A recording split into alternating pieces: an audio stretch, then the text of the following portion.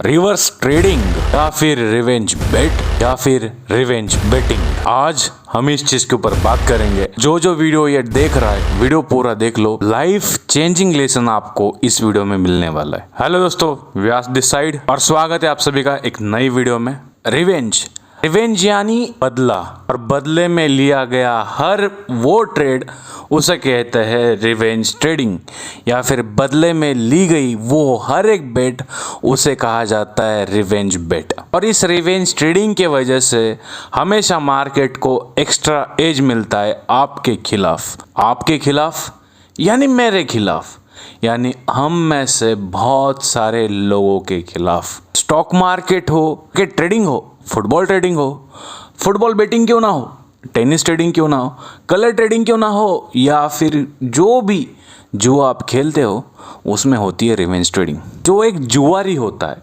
Gambler होता है, वो रिवेंज ट्रेडिंग में इतना गंदा फंसता है कि इसके बाहर आना नेक्स्ट टू इम्पॉसिबल होता है, और मैक्स टू मैक्स लोग इसी ट्रैप में फंसते हैं। मान लेते हैं कि आपने एक बेट कर ली 1000 रुपीज़ की, और वो बेट अगर आप हार जाते हो, आपके सामने दो ऑप्शन आते हैं, एक स्किप कर दो और दूसरा बदला ले लो।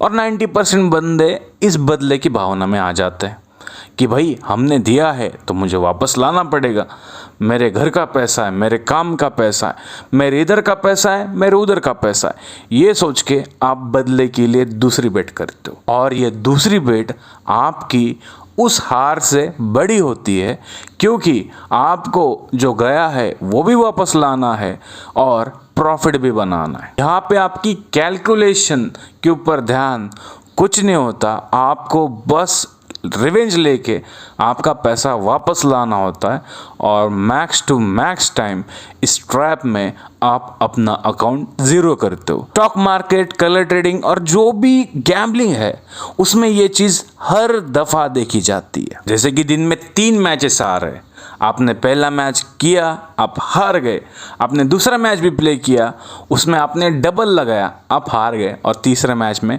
सब खत्म।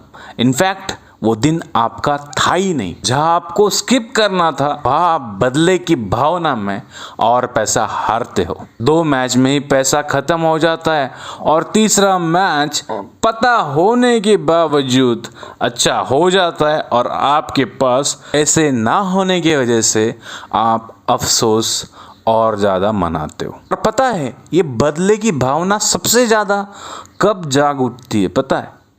जब आपने कोई सेशन खेला है, आपने मान लेते 40 ईयर्स किया है, और वहाँ पे 39 बनते हैं, उस टाइम पे जो आपका माथा खराब होता है भाई, उसमें ही मार्केट जीत जाती है।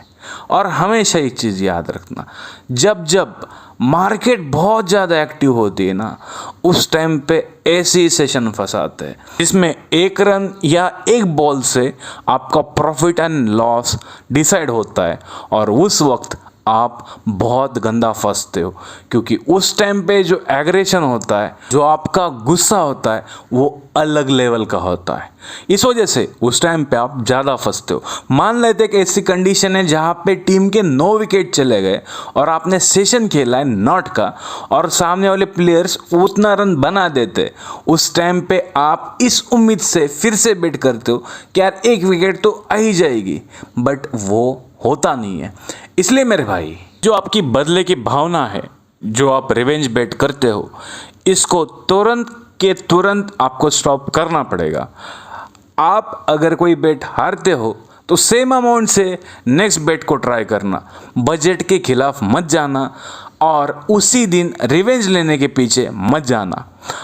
Loss and profit both are the part of the game, they are not the game. मैंने आपको एक चीज़ें बता दी, अब इसका सोल्यूशन क्या है? तो सबसे बड़ा सोल्यूशन है, कभी भी आपको एग्रेशन में आके कोई भी बेट नहीं करनी है। कभी बेट करो, सोच समझ के करो, प्री प्लान तरीके से करो, तब आप सक्सेसफुल हो सकते हो। सेशन खेलते वक्त फिक्स एक सेशन ही प्ले करना, चाहे जो आपका फेवरेट हो, और 1 टाइम बेट करना। और जैसे आप वो सेशन प्ले करते हो, टीवी को, स्कोरबोर्ड, अपने जो भी आईडीज़ है सभी को लॉग आउट करके शांति से बैठ जाओ।